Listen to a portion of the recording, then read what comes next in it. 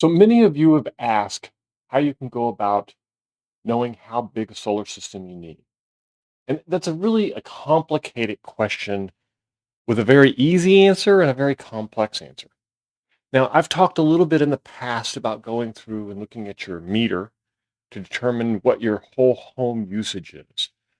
But that leaves out one important part of going solar, which is most people make an effort to become more efficient when they become more solar because they don't realize some of the things that they're using are extremely wasteful in energy. Now, let me give you an alternative that is something that I have used in the past. Let me give you an alternative. Let me give you let me give you an alternative and something that I've used in the past, and we'll show you today exactly how to connect it up. I've used variations of this tool, but I want to introduce you to the Refoss monitoring system. Now, let's talk a little bit about what this is. This is a monitoring system that goes into your breaker box and monitors with a CT connector each and every circuit that you want to follow. Now, what I started off by doing was going into my breaker box and figuring out and building new stickers for my breaker box on what each of the breakers is and what each of the circuits are. Because no matter how big this system is, chances are your breaker box can be bigger. So you need to know which ones of those circuits you want to track and which ones you don't really care too much about. For example, it may be very important to understand that how much your oven uses or how much your well pump uses. It may be completely irrelevant how much the light in the closet in the hall uses that you never go into. So this is why I had to do it, because even though the Refloss that I have, this is the 16 CT version plus main circuit. So it differs quite different from some of the other devices on the market, which just basically plug in and kind of sense the energy levels and noise levels on the lines and kind of guess what equipment you're running. This one actually puts a CT clamp on all of the items that you want to do. So it handles anywhere from 100 to 240 volt input, meaning it does do single phase, three phase, and split phase like here in the US, which is what I'll be hooking up as a split phase system, which is 240, which has two 120 side things. If you're not familiar with electricity or comfortable with electricity, I highly suggest that you hire an electrician to do this. I'm explaining today how I did this. I'm not in any way representing that you should do exactly the same thing unless you're completely and totally comfortable with electricity and understand what you're doing and feel safe in what you're doing. All right. So let's get into really what this thing is capable of doing. This has a primary current of a 200 amps. So if your current coming into your house is 100 amps or 200 amps, this unit can track all of that current. Now, you probably could get away, even if you had a 200 amp box, getting away with a little smaller one. But this one is 200 amps, as the fact that most people don't pull full 200 amps. This one has primary currents of 60 amps on each of the branch circuits. That means that you can do 60 amps for your air conditioners and your ovens and your hot water heaters and your big ones. So it can handle both the really big loads and the smaller loads. And we'll go into what kind of breakers I have here and which ones I hook up, and we'll go through step by step actually connecting this into the breaker box. All right. So once we get into that, let's break into what's actually in the box so that we understand what we're connecting a little bit later. So when you open the box, there's obviously a manual in the box, and this manual walks through the different types of tools that you're going to need, and it also walks through some important aspects of the connectors showing which way the current needs to flow in order to register the device as a consumption device or as a production device. Meaning that if you have a breaker where your solar panels and power is flowing into your system, you can create that as a production device and show that power going into the system as coming out of the system. So it works for both. It does have some online installation manuals and that type of thing, even some online videos Obviously, you've found this video, so you probably won't need those. It has all kinds of different wiring harnesses for connecting into your breaker boxes and samples of the different CT clamps, how those will wire into your breaker box and all of that. And we will go over that in great detail on a hands-on examples of how these connect. Now, let's talk about what's in the actual box here that's being shipped to you. So the first one is the actual Refoss device. And I want to say the packaging in this is fantastic. Everything is in protected cardboard wrapped boxes so that they don't get damaged. So this is the actual brains module, and it will have you have 3 boxes of CTs in this unit. This is a 16 CT unit. There is also an 8 CT unit. I think there was also a 4 CT unit, but I'm not sure. So each one of these, if you were running on 3-phase, you would have multiple of these to track all different levels of your phase of your thing. You would have different ones of these to track your L1, L2, and L3. Now, I'm only going to be operating this on a split phase unit, so I will use all the A's, which each one of these is labeled. So there's 8 of these, yeah. There's 8 of these, which gives me, this is the C group, and you'll see they're all clearly labeled of what they are. So there should be a couple of boxes of these in here, which there is. These are the A's, and there's 8 of these.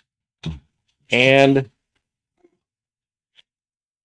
so therefore you have 16 different circuits there, and you have 2 large main CT clamps that go on the main feed that comes into your system.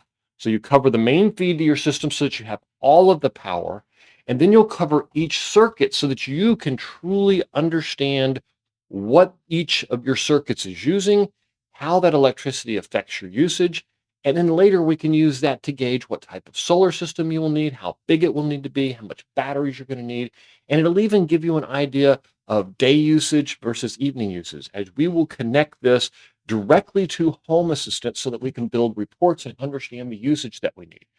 So once you have all the CT clamps, these will simply go around in the breaker box around the wires that you want to track the power for, and then plug this clamp A2 into this box under the appropriate letter over here. And you'll basically plug that in there. Now, there is one interesting way to extend the number of CT clamps based on the way that Refoss has built this system. It allows you for doubling of your 220 circuits. So in my case, you'll notice on this side of my breaker box, I have each circuit that goes to a 110 voltage. On this side, all of my circuits connect to 220. Now, there's some of these on the 220 side and some of these on the 110 side that I really won't want to track. Like the RV outlet, I don't use it very often. It is very, very rare that that's in use. And even if I did use it, I would have something in my RV to track that independently. So I don't need to take a CT circuit to track that. But on my heater or my oven or on my water heater, those items I definitely will want to do some kind of tracking, except maybe the heater where I only use it once or twice a year, this year being a huge exception. But on the hot water heater, let's say that this is a 220 circuit.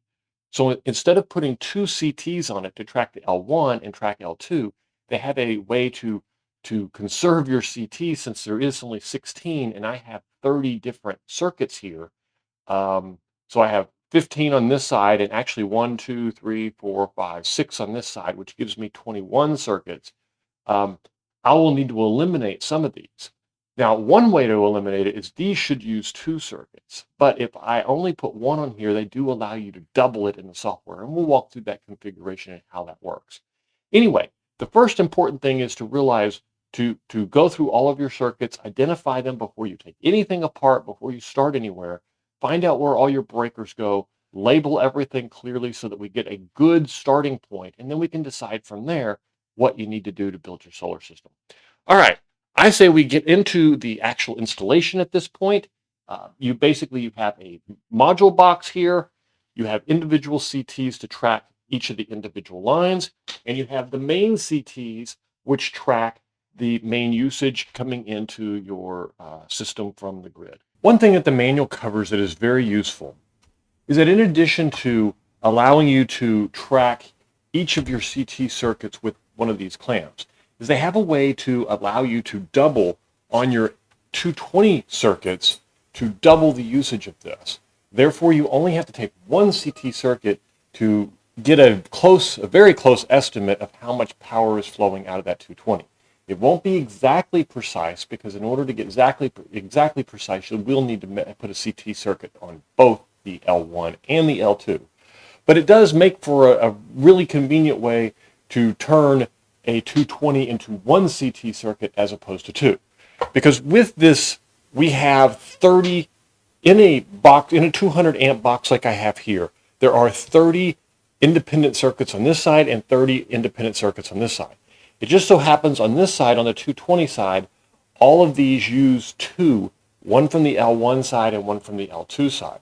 So you will be able to take advantage of that and use some of that. The problem is there's still 15 over here and 1, 2, 3, 4, 5, 6, 7 circuits over here. So I have 22 circuits even with the efficiency of doubling all of these. So I will have to find a way to eliminate 7 of these circuits from my tracking to make this overall work perfectly. Now, the key here is that the untracked power does still get tracked through the main circuit. So the main coming in, it won't be that energy is lost. It'll just be untracked down to the detail level of what specifically was being run by that circuit. All right, here we go. We have placed the CT circuits on each of the circuits as we designed in our diagram.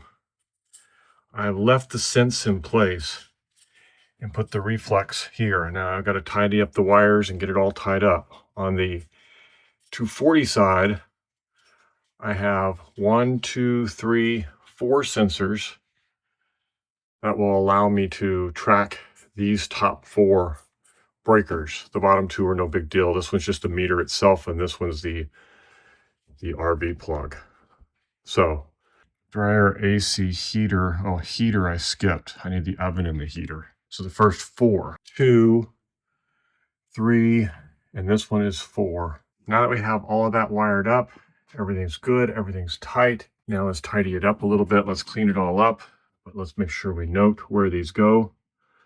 Circuit 1, A2, circuit 3, A3, circuit 4, B2, 5, A4, 6, B3, 7, A5, 8, B4, 9, A6, 10 we skipped, 11, C5, 12, B5, 13, B6, 14, B6, C6, B6, and then the last one we skipped.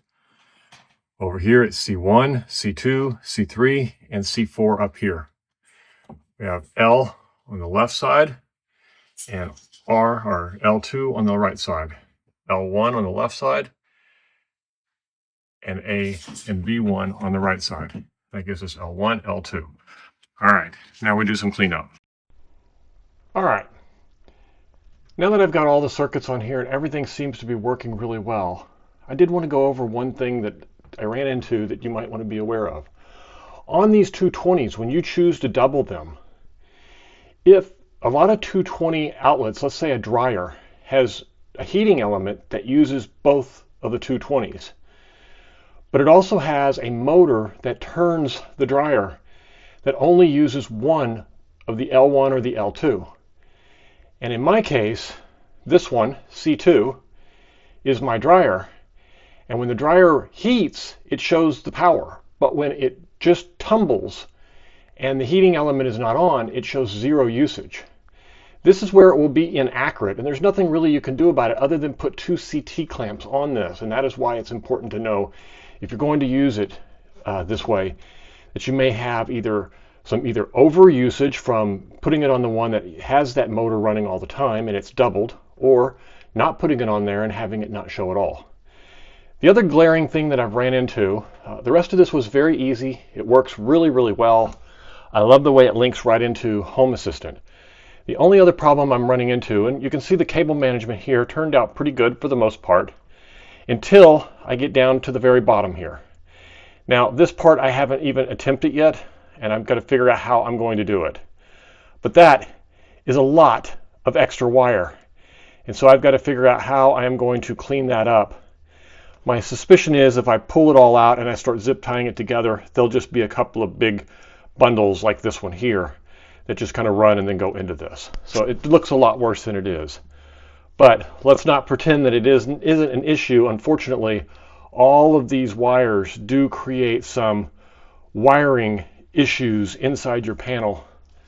But other than that, everything here works flawlessly, and the system is working wonderfully. So I just wanted to give you a final review of the panel. All right, from Home Assistant, this was very, very easy to add. You go into the services and you add the Refoss RPC. From there, you hit Add Device and you put in the host IP. When you do, it will configure the service as it did here. All of the configurations that you have in your Reflux app will transfer over with the names, the monthly, the weekly, the today stats, the current voltages. Everything will actually be here for to make it available for use in the Home Assistant. It's very convenient.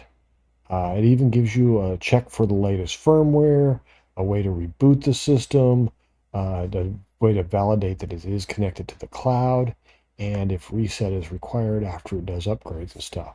It's very convenient, very fast and easy, and almost completely and totally automated. The only downside that you have to worry about is there are a couple of different reflex type services out there. There's a Refloss, there's a Refloss RPC, and there's a couple of other ones like that. But you do have to locate the Refloss RPC, and then from within this, hit Add Device and create your device, and it will sense it and pull it right in. Hope this helps. We'll see you on the next video, and thanks for watching.